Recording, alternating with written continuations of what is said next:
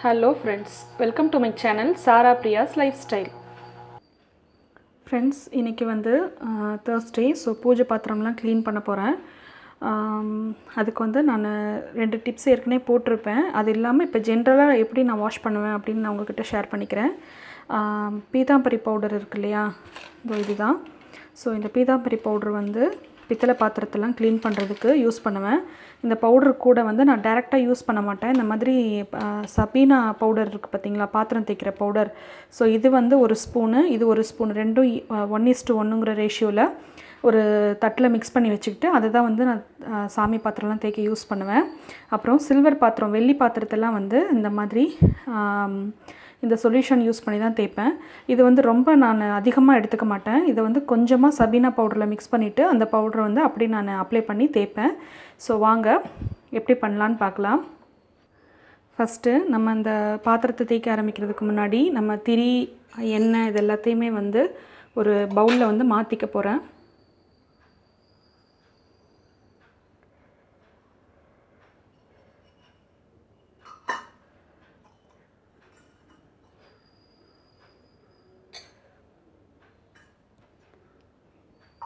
அதே மாதிரி இந்த ஊதுபத்தி இதெல்லாம் இருக்கு இல்லையா, இந்த டஸ்ட் எல்லாத்தையுமே வந்து நான் த்ரோ பண்ணிவிடுவேன் ஃபஸ்ட்டு.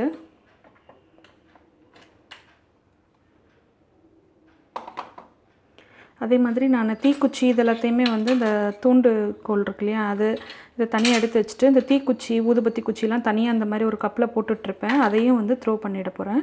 ஸோ முதல்ல எல்லாத்தையுமே க்ளீன் பண்ணிவிட்டு குங்குமச்சிம்லையும் திருநீர் கும்பா மட்டும் தனியாக எடுத்து வச்சிட போகிறேன். அது கடைசியாக தான் க்ளீன் பண்ணுவேன். ஸோ மற்ற பாத்திரத்தெல்லாம் வந்து இப்போது இந்த பூ ஏதாவது இருந்ததுன்னா அந்த டஸ்ட் எல்லாத்தையும் எடுத்துகிட்டு இந்த அரிசியை வந்து அரிசி ட்ரம்மில் போட்டுக்குவேன். ஃபஸ்ட்டு நான் ஒரு தேய்க்க வேண்டிய ஒரு தட்டிலையே வந்து எனக்கு எல்லா பாத்திரமும் தேய்க்கிறதுக்கு 1.5 ஸ்பூன்னு சபீனா பவுடரும், அதே 1.5 ஸ்பூன் அளவுக்கு பீதாம்பரி பவுடரும் எடுத்திருக்கேன். இது ரெண்டையும் அப்படியே சேர்த்தாப்பில் அப்படியே எடுத்து தேய்க்க போகிறேன். ஸோ இதை எடுத்து வச்சாச்சு. இப்போது அதுக்கு முன்னாடி இந்த உட்டன் சாம்பிராணி பலகை இருக்கு இல்லையா, அதுக்கப்புறமா இந்த ஊதுபத்தி பலகை இது எல்லாத்தையுமே வந்து ஃபஸ்ட்டு இதை நான் க்ளீன் பண்ணி எடுத்து வச்சிட போகிறேன். அதே மாதிரி இந்த தீபத்துக்கான மணக்கட்டை இதையும் வந்து தனியாக ஃபஸ்ட்டு நான் கழுவி எடுத்து வச்சிட போகிறேன். ஸோ இப்போ பாத்திரத்தெல்லாம் வந்து மணக்கட்டை எல்லாம் தேய்ச்சி வச்சுட்டேன். இப்போ வந்து சாமி பாத்திரம் தேய்க்கிறதுக்கு முன்னாடியே நான் என்ன பண்ணியிருப்பேன்னா, இந்த தொட்டி சிங்க் எல்லாமே வந்து ஒரு வாட்டி எல்லாம் ஸ்க்ரப் போட்டு நல்லா க்ளீனாக தொடச்சிட்டு தான் நான் சாமி பாத்திரத்தை எடுத்துகிட்டு வந்து வைப்பேன். ஸோ இப்போ இது எல்லாத்தையுமே வந்து இந்த பவுடர் எடுத்து வச்சுருந்தேன் இல்லையா, இந்த பவுடர்லேயே வந்து ரெண்டையும் இது மாதிரி மிக்ஸ் பண்ணி ஜென்டிலாக ரப் பண்ண போகிறேன். ரொம்ப அழுந்தி தேய்க்கணும்னு அவசியம் இல்லை. ஸோ பீதாம்பரி பவுடர் போட்டாலே நமக்கு நல்லா பாலிஷ்டாக வரும். இப்போ உங்களுக்கு நான் ஒரே ஒரு இது மட்டும் தேய்ச்சி காமிக்கிறேன். நான் இந்த பாத்திரம் எடுக்கும்போது எந்த மாதிரி இருந்ததுன்னு நீங்கள் பார்த்துருப்பீங்க.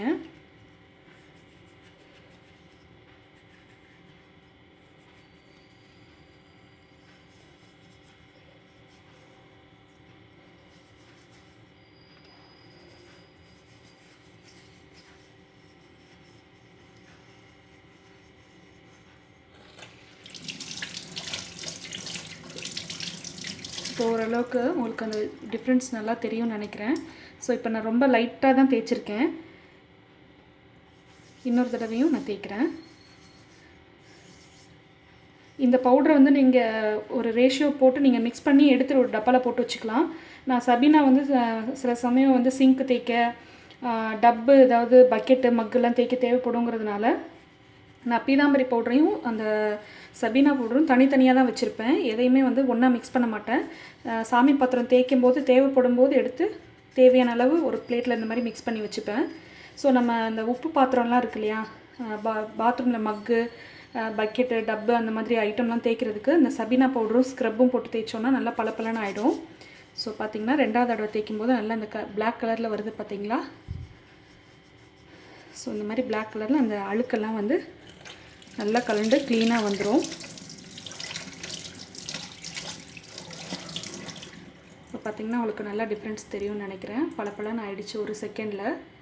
ஸோ இந்த மாதிரி பாத்திரத்தை அலம்பி வச்சுட்டு நான் தனியாக எல்லாத்தையுமே வந்து நல்ல தண்ணி கேன் வாட்ரு இல்லைன்னா நம்ம மழை தண்ணி பிடிச்சி வச்சுருந்தா அந்த தண்ணியிலையோ இல்லைன்னா அக்வாகார்ட் தண்ணியிலையோ வந்து ஒரு தடவை எல்லாத்தையும் டிப் பண்ணி எடுத்துருவேன். ஸோ இதை வச்சுட்டு நான் மற்ற பாத்திரத்தையும் தேய்க்க போகிறேன். இப்போது இந்த தட்டு பாருங்கள், இந்த மாதிரி டார்க்காக ஒரு மாதிரி இருக்குது டல்லாக. இப்போது நான் வீடியோ ஆன் பண்ணியே இதை நான் தேய்க்கிறேன் பாருங்கள்.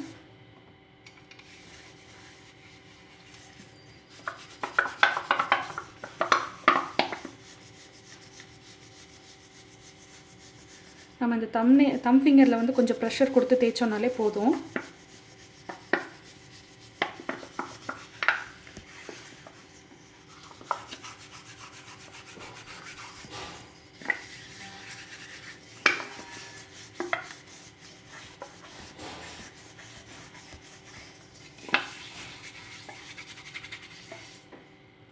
அவ்வளோதான்.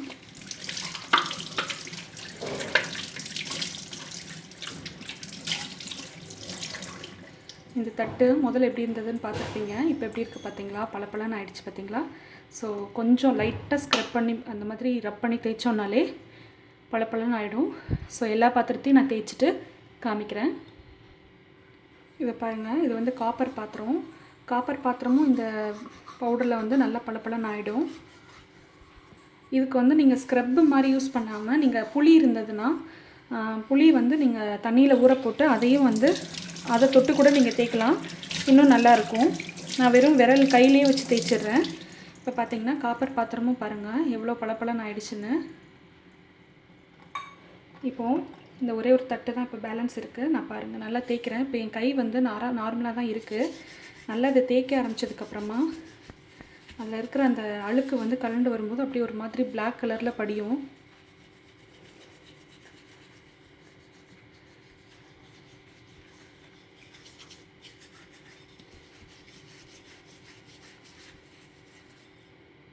பார்த்தீங்களா, விரல்லாம் ஒரு மாதிரி பிளாக் கலரில் வருது பாருங்கள்.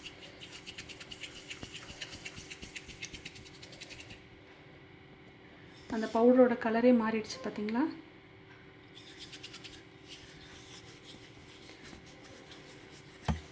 ஸோ நான் எந்த ப்ரஷ்ஷோ ஸ்க்ரப் எதுவுமே யூஸ் பண்ணல. ஜஸ்ட் அந்த சபீனா பவுடர் போடுறதே லைட்டாக மைல்டாக ஸ்க்ரப்பு மாதிரி ஒர்க் ஆகுது.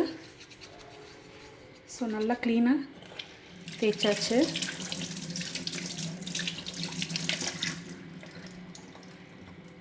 பார்த்தீங்களா, பளபளன்னு ஆயிடுச்சு. இப்போது சுவாமி சிலைலாம் வந்து தேய்க்க போகிறேன்.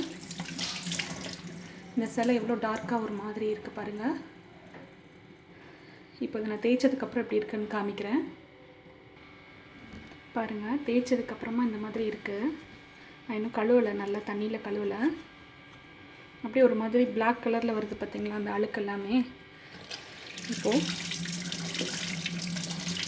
இதுக்கு வந்து நம்ம யூஸ் பண்ணாத புது டூத் ப்ரஷ் இருந்தால் கூட நம்ம யூஸ் பண்ணலாம்.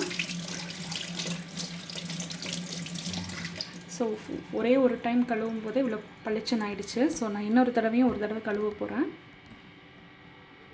ஸோ இப்போ பாருங்கள், இந்த சிலையை தேய்க்க போகிறேன். இல்லை எவ்வளோ டார்க்காக இருக்குது பார்த்துக்கோங்க. நல்லா தெரியுதா உங்களுக்கு? டார்க்காக இருக்குது. இதை நான் கழுவிட்டு தேய்ச்சிட்டு நான் எப்படின்னு காமிக்கிறேன். இப்போது இதை நல்லா தேய்ச்சிட்டேன். இதை தண்ணியில் இப்போ கழுவ போகிறேன். இப்போ நல்லா பார்த்திங்கன்னா தெரியும், நல்லா நார்மலாக இருக்கும். நம்ம தேய்க்கும் போது அந்த இடத்துல வந்து அப்படியே பிளாக் கலரில் வரும் பாருங்கள். தெரியுதா உங்களுக்கு? அந்த டிஃப்ரென்ஸ் தெரியுதா?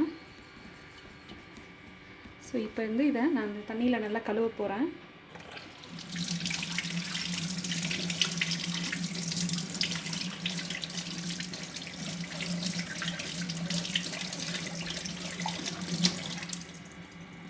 பாருங்கள், தேய்க்கிறதுக்கு முன்னாடி இந்த விக்கிரகம் எப்படி இருந்ததுன்னு பாருங்கள். இப்போ திருவாச்சியோடு இருக்கிறதுனால இது தேய்க்கிறது கொஞ்சம் சிரமம்தான்.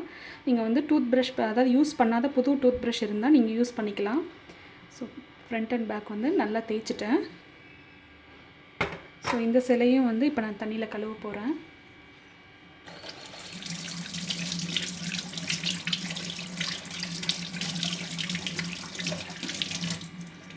பாருங்கள் எப்படி இருக்குன்னு. நல்லா பளபளன்னு ஆயிடுச்சு. இப்போது மற்ற பாத்திரத்தையும் நான் தேய்ச்சிட்டு காமிக்கிறேன். இப்போது பித்தளை பாத்திரத்தெல்லாம் தேய்ச்சிட்டேன். நல்ல தண்ணியில் ஒரு தடவை டிப் பண்ணி எடுத்துகிட்டு இந்த மாதிரி ஜென்டிலாக அந்த தண்ணி சொட்டு சொட்டாக இருக்கும்போதே என்ன பண்ணுறேன்னா காட்டன் துணி போட்டு துடைச்சிடுறேன் அந்த ஈரத்தை. அப்படி நம்ம துடைக்கலைன்னா ஒரு மாதிரி பிளாக் கலரில் டாட் டாட்டாக வந்துடும்.